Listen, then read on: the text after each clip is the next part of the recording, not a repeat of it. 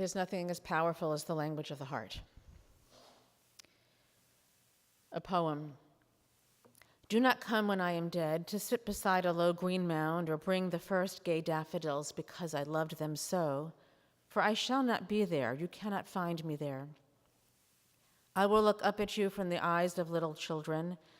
I will meet you in the swaying boughs of bud-filled trees and caress you with a passionate sweep of storm-filled winds. I will give you strength in your upward tread of everlasting hills. I will cool your tired body in the flow of the limpid river. I will warm your work-glorified hands through the glow of the winter fire. I will soothe you into forgetfulness to the drop of the rain on the roof. I will speak to you of the rhymes of the masters. I will dance with you in the lift of the violin and make your heart leap with the bursting cadence of the organ. I will flood your soul with the flaming radiance of the sunrise and bring you peace in the tender rose and gold of the after sunset. All these have made me happy. They are a part of me. I shall become a part of them. Speaking next, Eric Rothschild, who served on the faculty of Scarsdale High School, followed by Ed Morgans, who served as its mayor.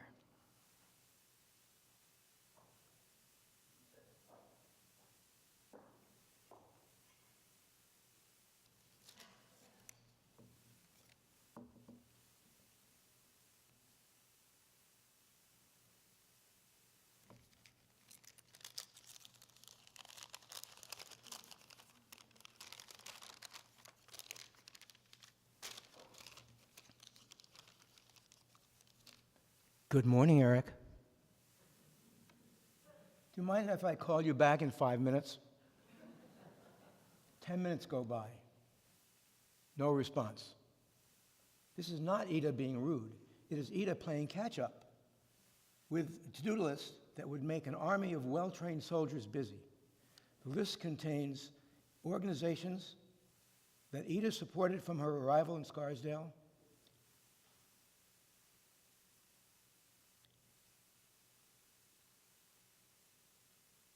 The list contains organizations that Ida supported. Over the years, Scarsdale has earned the reputation as a model progressive community. Ida Newhouse, more than any other person, contributed to that reputation. In many ways, the signature event of the past 2 decades have been the Sunday Speaker Series and the general membership meetings. My role has been simple: get a former student to speak. Ida has made the event work. Ida has invited the participants and sent some to her beautiful home on 10 Morris Lane. There, over her small coffee lounge, planning for Scarsdale's future, and at times, even the county, the state.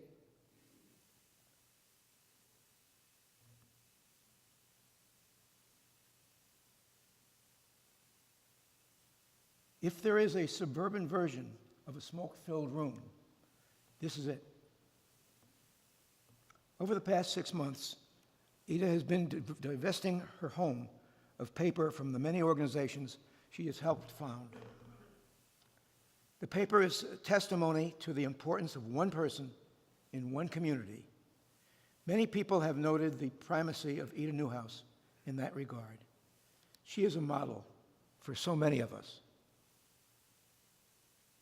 Good night, Ida.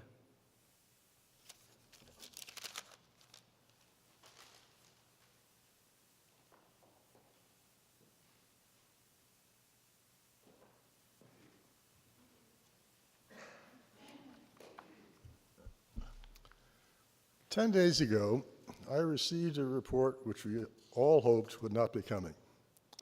Shortly thereafter, I was asked to say a few words here about Ida. As has already been noted, given all that Ida has meant to the community and to us, that's an impossible task, but I'll try. In the interests of fair disclosure, I should first mention that, among other things, Ida introduced me to my wife, Rosamond, at a Scarsdale Historical Society dinner. That alone made Ida forever someone special to us. Of course, there's much, much more. I've always known Ida as a lady, one of unimpeachable integrity, great determination, and passion for the many causes in which she has served the Scarsdale community and beyond for many, many years. With these and other attributes, she's accomplished amazing things in our midst, for which we're all grateful. Many of you know what I mean when I say that one could simply not say no when Ida called for help on one of her projects. Whether it was something on historical preservation, which obviously includes, but is not limited to, her long service heading this Historical Society, which contributed to her Scarsdale Bowl Award, the Scarsdale Schools, the Scarsdale Forum, Arts Councils, the Women's Club, and many more. Whether it was helping with moving grapefruit or just furniture in connection with some event, or putting together ads and content for an event journal, or a very nice assortment of donations for a silent auction, or in setting up some terrific program, or enlisting community support for some needed action, or any number of other things. Many have responded to Ida's leadership and call. The standards have been high, the attention to detail remarkable, and the results have shown it. Some have taken a while to become accustomed to her precision, but in the end, you know that we all enjoyed it, and the community has benefited. In the course of these many adventures, Ida has often had an opinion, and she's not been bashful about expressing it. These insights have reflected considerable creativity, experience, and wisdom, and even passion. Of at least equal importance is that if one of us has seen an alternative view, possibly better, we could talk with her about it, and often dialogue after dialogue would enlist her support for the alternative. If you followed me closely here, you may have noted that I have used a relatively present grammatical tense in speaking of life with Ida. There is a continuing present here. I'm not just referring to the fact that I still open up my voicemails and emails each day, half expecting some note from Ida reminding me of something going on which may need attention. We shall not easily replace any of that. However, if we can be just half as effective as Ida has been in all of her causes, only a few of which I've mentioned, we shall all be the better for it. There will be a time for leaving all of this in the past, but we're not there yet. In the meantime, to Ida we say thank you and Godspeed. We close by expressing our hope for many blessings for Ida's wonderful family and also for the community about which she cared so deeply.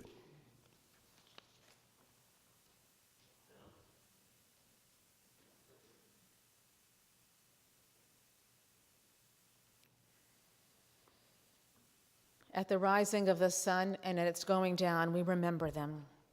At the blowing of the wind and in the chill of winter, at the opening of the buds and in the rebirth of spring, we remember them. At the blueness of the skies and in the warmth of summer, at the rustling of the leaves and in the beauty of autumn, at the beginning of the year and when it ends, we remember them. When we are weary and in need of strength, when we have joy we crave to share, we remember them. When we have decisions that are difficult to make, when we have achievements that are based on theirs, we remember them. As long as we live, they too will live, for they are now a part of us as we remember them. Ida's sons, speaking first, Jim, followed by Doug.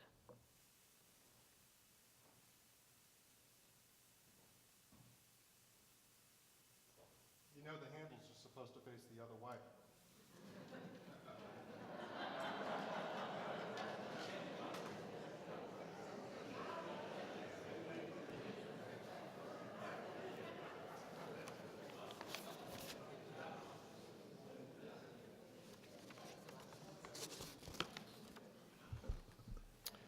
Good morning. I've been asked from time to time, what's it like to be Ida Newhouse's son? Have you seen Driving Miss Daisy? As far back as I can remember, my mother was extraordinary in her unique ability to achieve the highest levels of success in every aspect of her life. For her, anything worth doing was worth doing right. My mother was raised to expect excellence from herself, her family, her friends, everybody around her. Some of you may still be shaking your heads in amazement that with her polite and persuasive tone, she would never take no for an answer. She had an uncanny ability to convince people to volunteer to join her army of loyal volunteers, even while they were shaking their heads thinking, no way. Sometimes it's difficult for me to imagine why anybody would want to be such a perfectionist. For Mom, it was in her DNA. It came easily, it came naturally. For her, an off day at bridge meant she came in third place instead of first.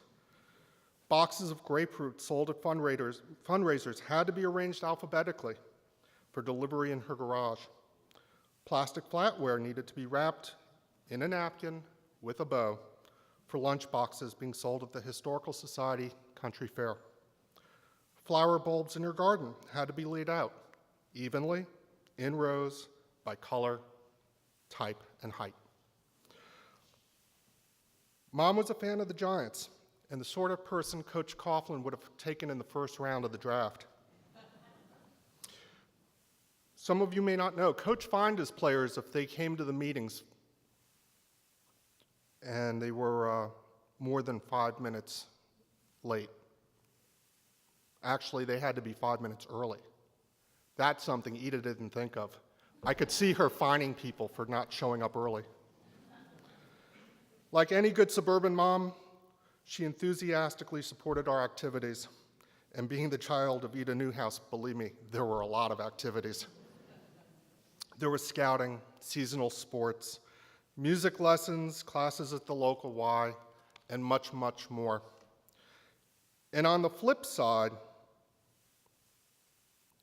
we were recruited to help Mom. Boy, were we recruited to help Mom.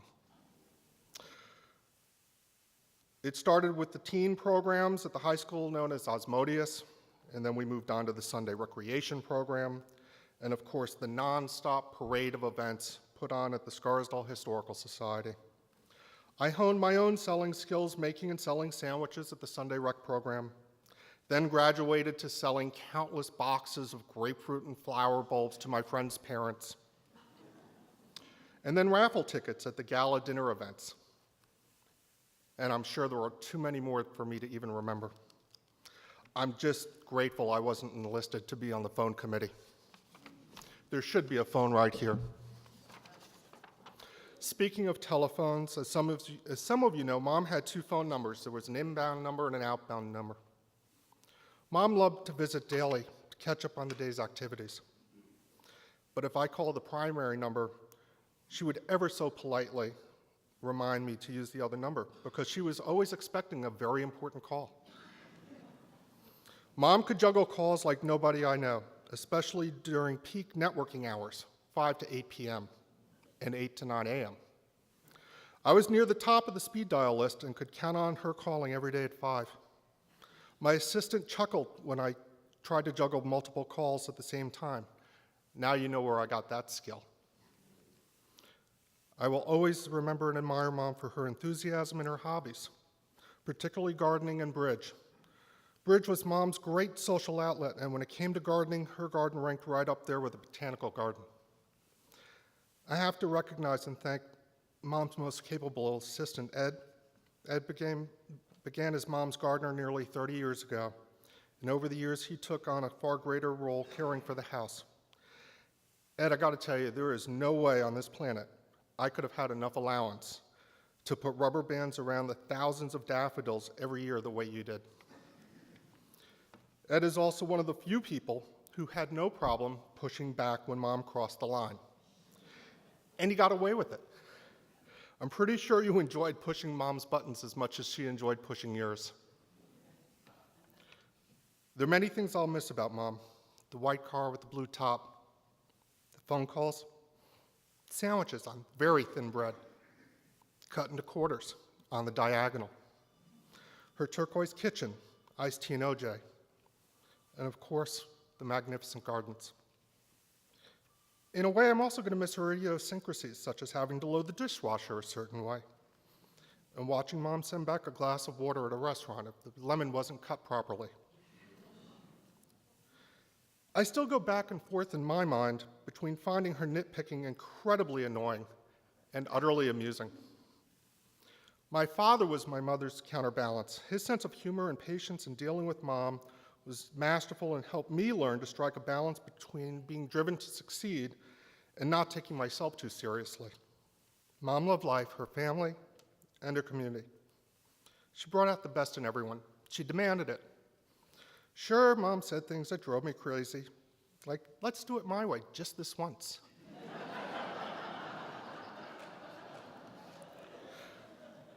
I still cringe and think, when do we get to do it my way? In closing, I'd like to thank everybody who could join us today. You are her army. Ida was one of a kind, tenacious, gracious, and she did have a sense of humor somewhere. To know Ida was to love her. We all learned from her. I know I have. I have to rent and watch Driving Miss Daisy soon.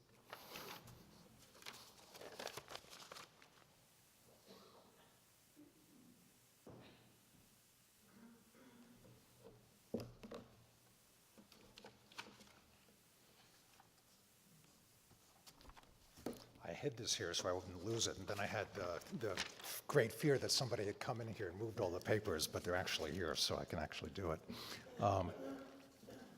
Normally, I'm more of an extemporaneous speaker, and I usually have a PowerPoint, but today I'm going to actually try to read from the script and stay with some of the recollections that I have about my mother. One of my mother's closest friends called me shortly after her death to offer her condolences, and she began by saying that she'd known my mother for 60 years and that she would miss her. And then she said, and I'm quoting, "You know, Douglas, your mother was never easy." I know. I'm her firstborn child and her oldest son. Growing up in Ida's household meant adhering to her worldview, or at least that's how she saw it. She had a strong sense of the way things should be done and a conviction in her correctness that lasted till the end. I never saw that change. These views were passed down from her grandparents and parents and shaped my mother's opinions on most subjects. My wife Holly and I wondered if our children would follow our example the way my mother adhered to her parents. What do you think, guys? No? I didn't think so. Some rules stood out more than others. As my brother mentioned, food played a central role. Meals were important, but it was not the food, but the family gathering. We had dinner together every night at 6:30. I always remember my father being home for these meals. After I moved out of the house, getting together meant having a meal. A visit didn't count unless there was a meal. When my mother was growing up, she lived perhaps 10 minutes from her grandparents, and they would have Sunday dinner every week. My mother reminded me of this house whenever she invited us to her house. Never mind the fact that we lived an hour away and that our lives were tied up in the whirlwind of activities, pulling us in all directions. She never really understood why we couldn't be there every Sunday. We spent every Christmas in Montgomery, Alabama growing up. We stayed at my grandparents' house. It was formal. I had to use the back stairs. We ate separately from the adults. I would have to visit, or would want to visit, every aunt, great aunt, cousin, and friend. Some of my cousins I couldn't understand, literally. They had funny accents. They never wore shoes.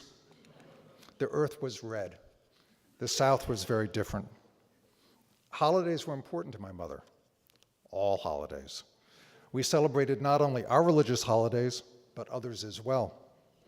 We celebrated minor holidays such as St. Patrick's Day and every holiday that Hallmark invented.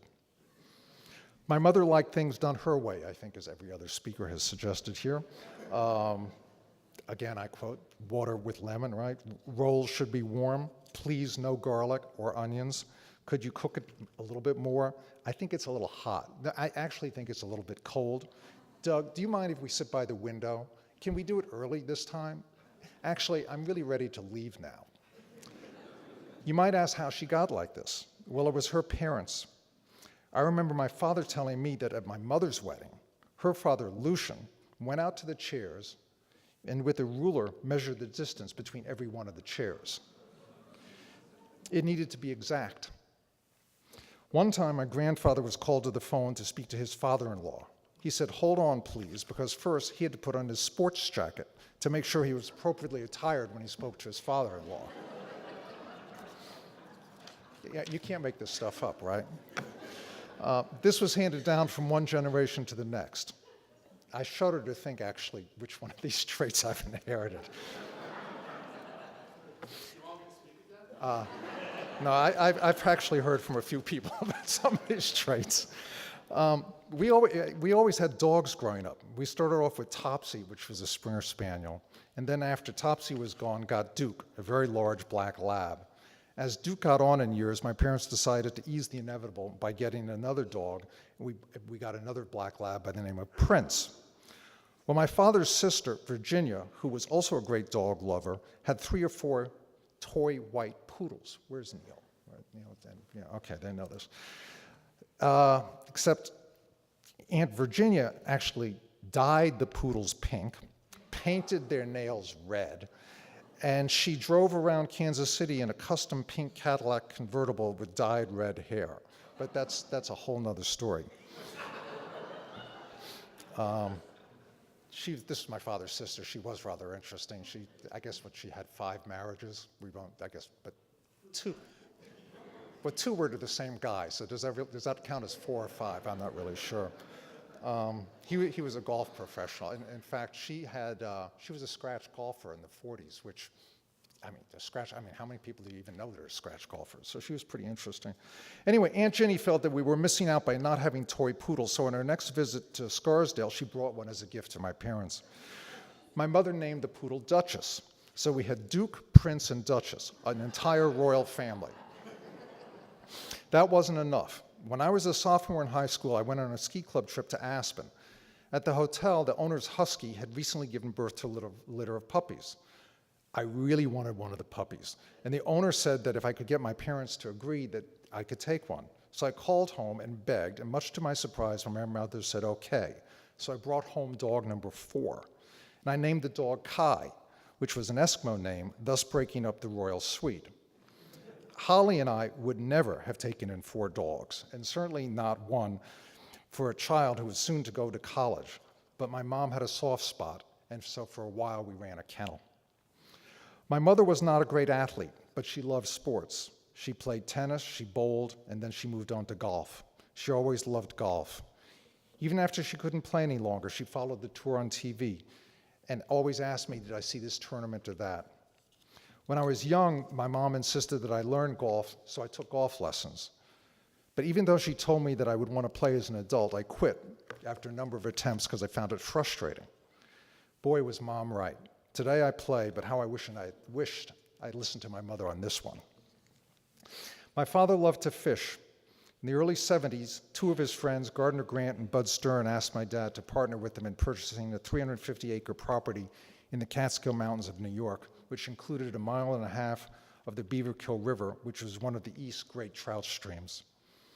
My mom was never that involved with the property, but when both Gardner and Bud decided to build fishing cabins, Dad convinced her that we should build as well.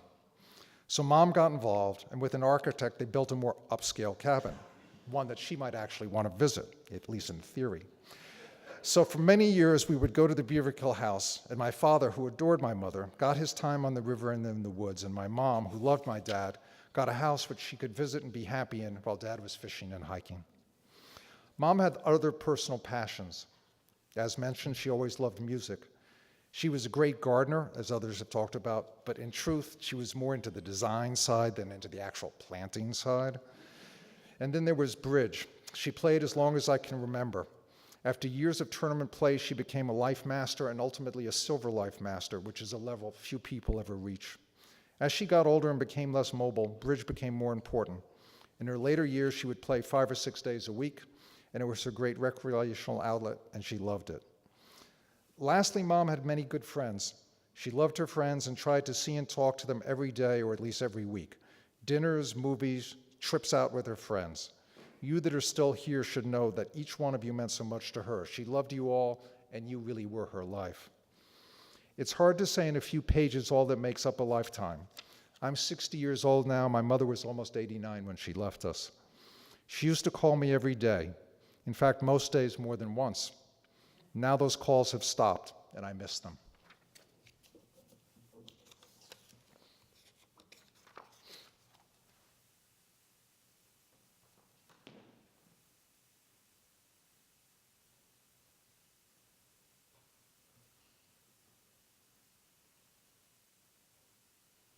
Determined, tenacious, boundless energy. When she took on a project, it was full steam ahead. She had a way of getting countless others to join her in her missions. A passionate community volunteer and activist. A tough and demanding mother, the tiger mom of today has nothing over Ida. Though demanding, Ida treasured her family, her sons Doug and Jim, and their wives Holly and Stephanie, and a generation of grandchildren, Alexa, Olivia, soon to be married to Tyler, and Nick. She loved flowers and designing and enjoying her gardens. A Silver Life Master in Bridge, a New York Giants fan, and recipient of the highest awards the community can give for volunteer service. She treasured her past. Indeed, it was a glorious past, and sought to preserve it, whether it was in historic preservation of buildings or in the ways of life of her Southern upbringing. Following this service, the family will be welcoming visitors and comfort at a luncheon reception at the Newhouse home at 10 Morris Lane. You may drive up directly to the house as attendants will be parking cars. Foods from family recipes will be served from the South she loved so much. We stand together for El Maleh Rachamim.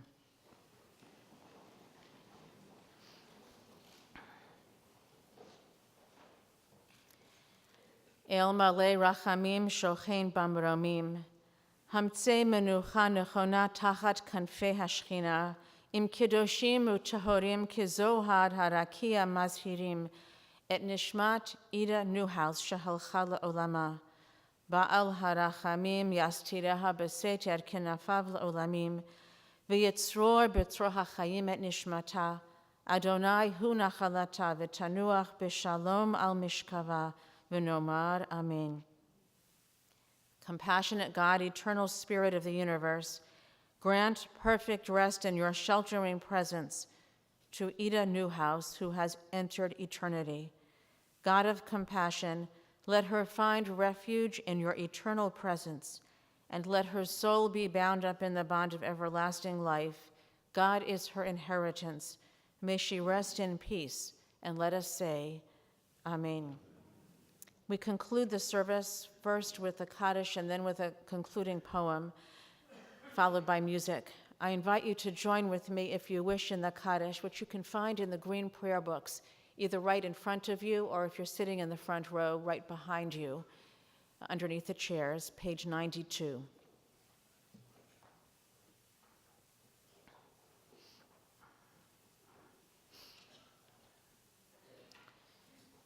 You'll find the Hebrew on one side of the page and transliteration on the other.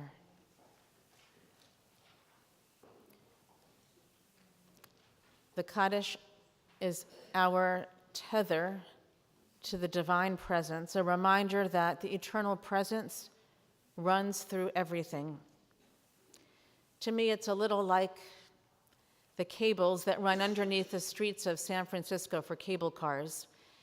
If you look down into the opening of those streets between the strips of metal, if you look down, you can see that the cable is running underneath, and the cable car moves by latching onto the cable, and the cable pulls it up and down the streets of San Francisco.